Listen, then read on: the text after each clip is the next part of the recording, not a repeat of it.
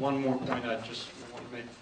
Yeah, make first the point and then we do the question. As gruesome as emotional as this film is, it's so important that we do take out of it the message that there's only one person that can change this. It's each one of us. We have to make small changes that we can make a lot of differences in our political choices, our consumer choices, and we have to look at different ways that we can make a difference. And you guys in all sorts of organizations up here, as Mr. Osho said, we're preaching to the choir, but everyone here knows that we can go out and talk to our friends and our family and make sure that we spread a message that there is something that needs to be done, and we can help make that happen. Yeah, there's one thing I want to add up. There is an organization from Eric Cohen, Investors Against Genocide, and he basically wants that Fidelity, Templeton, this kind of funds dumping their PetroChina stocks, because Sudan's big partner is China in regards of oil deals, and the idea of Investors Against Genocide, I think it's very valuable that if American big funds drop the stocks, that the price will sink, and then they could have a direct influence because China could stop the genocide. Like China could actually call up Bashir and he would stop it, because he's totally dependent on Chinese money. And in the beginning, people didn't took this foundation or organization serious, but now they have, I think, 25% of the votes of Templeton and Fidelity already. And I know that Warren Edward Buffett sold for $3 billion his PetroChina stocks because of this. So, and I think there's another possibility. I think there's these two angles, right? So basically that China could get involved stopping it, and the other angle is, of course, like giving the African Union maybe more weapons and more control, that they actually go in and fight the Janjaweed. So, but there was a question.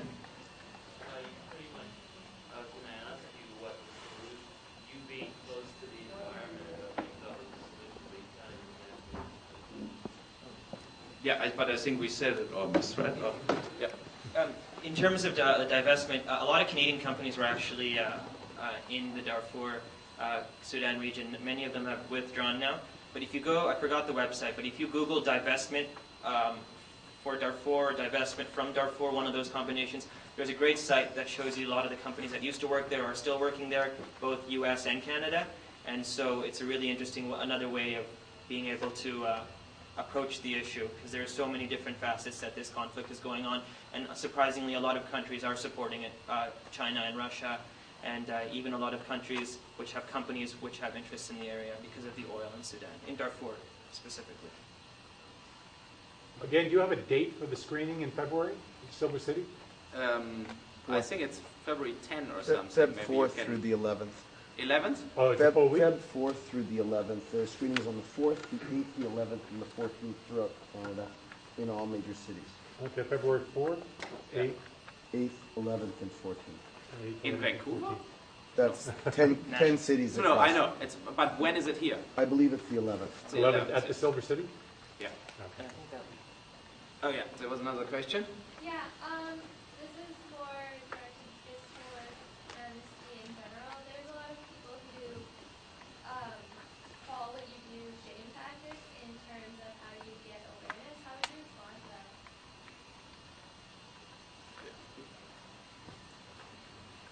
I think that's exactly what we do. We shame governments for their record on human rights violations. So I think that's something that we're actually proud of, is that we hold them accountable for their violations of human rights and their failure to protect the rights of their citizens. So our tool is actually public, I would say, public shaming of their record and their failure to protect their citizens. So absolutely, shame on. Maybe I could also just like to introduce Bruce Edward, who's joined us at the front here. He's with, he doesn't look like he might be, but he's with the Canadian Students for Darfur. Bruce, did you have a word you wanted to say? Or you're going to be passing around these big jugs for money. Yes, thank you. Yes, Canadian Students for Darfur is for students and teachers, and I'm both. You may hear that the violence in Darfur is decreasing. The outgoing commander of the UNAMID force has declared that the violence is pretty much over. Don't be fooled. The reason is that the Janjaweed are running out of people to kill, women and children to rape, villages to burn, wells to poison. And the survivors are in the refugee camps, many of them in Chad, many of them in the hills. And these are the people that we are working to keep alive. The genocide, as the Janjaweed commander said, they've been clearing the Darfur of the farmers, but there are still millions in the refugee camps, and we're working to help them. Now, if you would like to help when you leave, we'll have some donation boxes, and 100% of what we collect goes to Darfur. We don't take anything for overhead. If you would like a receipt, then ask me. If maybe Marion can hold my box, I'll write receipts at the front here if anyone would like a receipt.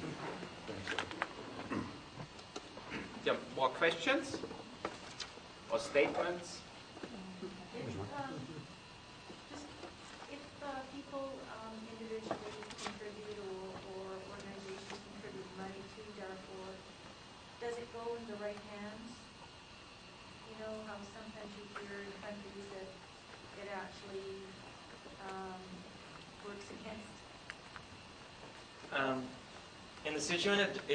In the situation of Darfur, it's really complex because there's very few international organizations left in the area, because after the indictment on the president by the International Criminal Court, he started kicking them out. So the organizations that still have personnel there, money, from what I know, does get there, or at least to Chad, where the refugee camps are. And so some organizations get 100% of it. Oxfam does fantastic work. Amnesty does great work as well for human rights research. If I were to donate, I would go with a big name, with a name that's reputable, like the ones up here, and ones that have experience in the area.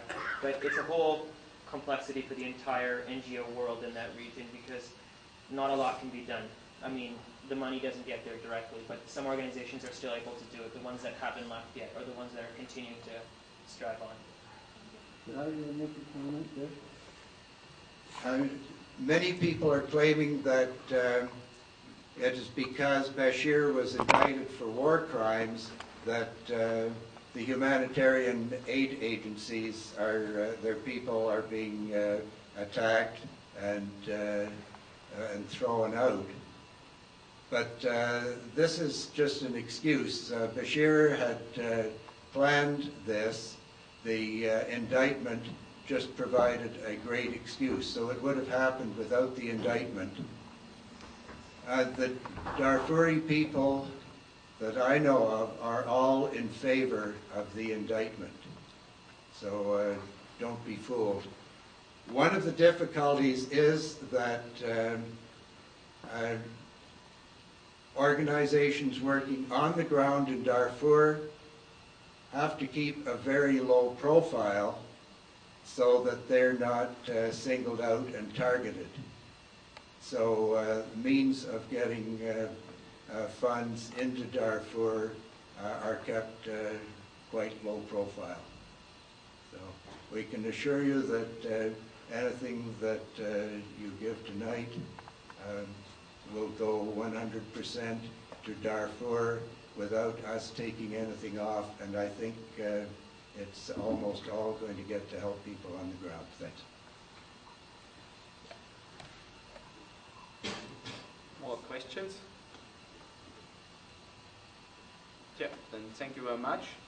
And yeah, I hope you do something. Okay.